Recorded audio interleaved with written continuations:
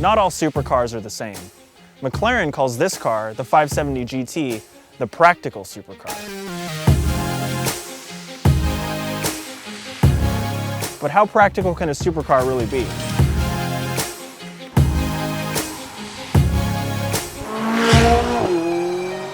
Technically, this car is a hatchback. There's a leather-lined storage area right behind me with a glass hatch that opens at about 45 degrees. So if your wife or your girlfriend asks you to go out and buy a practical hatchback and you show up in this thing, technically you're not going to be lying. If you look at McLaren's website and you hear what they're saying about entry-level and practical, and you get in this car and you gun it, all that stuff goes out the window because this is 100% a supercar first. Despite the hatch, despite the softer suspension, despite the noise isolation, this is definitely a supercar.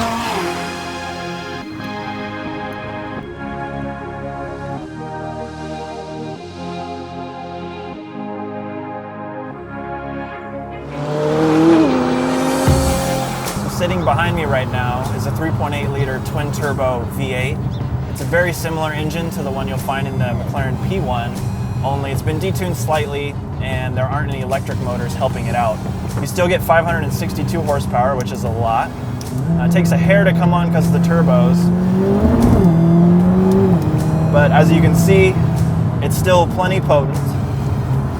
Your 0 to 60 time is 3.4 seconds, and that's a hair slower than the 570S, which does it in about 3.1. 0 to 124 is less than 10 seconds, and your top speed is 204. The 570 GT has 3 different settings.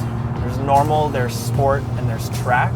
And what those settings do is they change the stiffness of the dampers, they change the steering quickness, they change how aggressive the transmission is when you're really getting on it.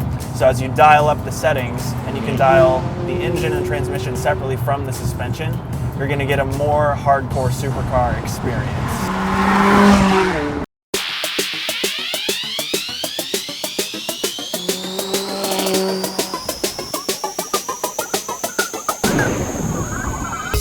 When I first got this car outside of our office, people just came out of the woodwork to look at it because this is clearly a very striking, beautiful vehicle. If you look on the outside, you have the rear air intakes that are cooling down the engine and the brakes, and they start from the very front wheel and they just peel all the way down the side of the car.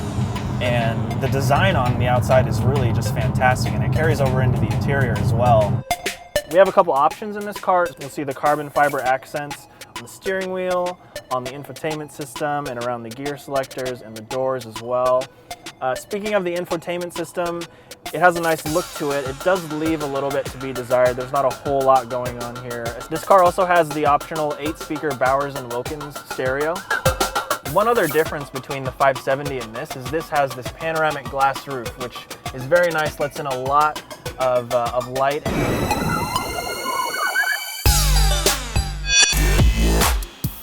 Compared to other supercars I've driven, the performance of this car is without a doubt near the top of the heap.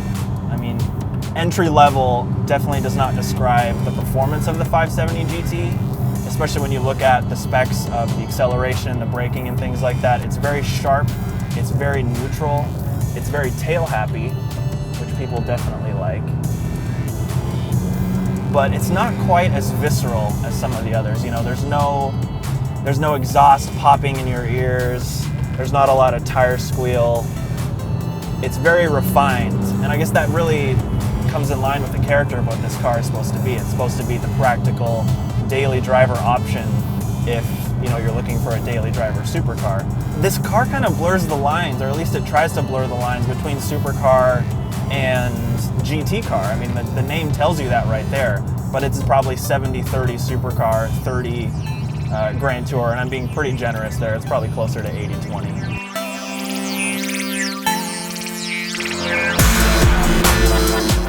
I look at cars like the Audi R8, and I think they do the duality a little bit better. They have more technologies that allow you to switch from a true comfort mode to a true track mode, where this car is basically like 3 track modes. One of them is just softer than the other, and then there's one in the middle. That being said, if you were to put this up against an Audi R8 on a racetrack, I would definitely put my money on this car.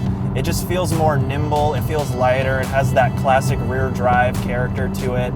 You can really flip the back end out, whereas the Audi is definitely more comfortable. I think this car is more linear and it just feels sharper. McLaren understands that most people don't drive supercars to work every day, but with the 570 GT you actually can. It has all the performance of an entry-level supercar that you would possibly want, yet it remains refined and civil enough to use it in any condition.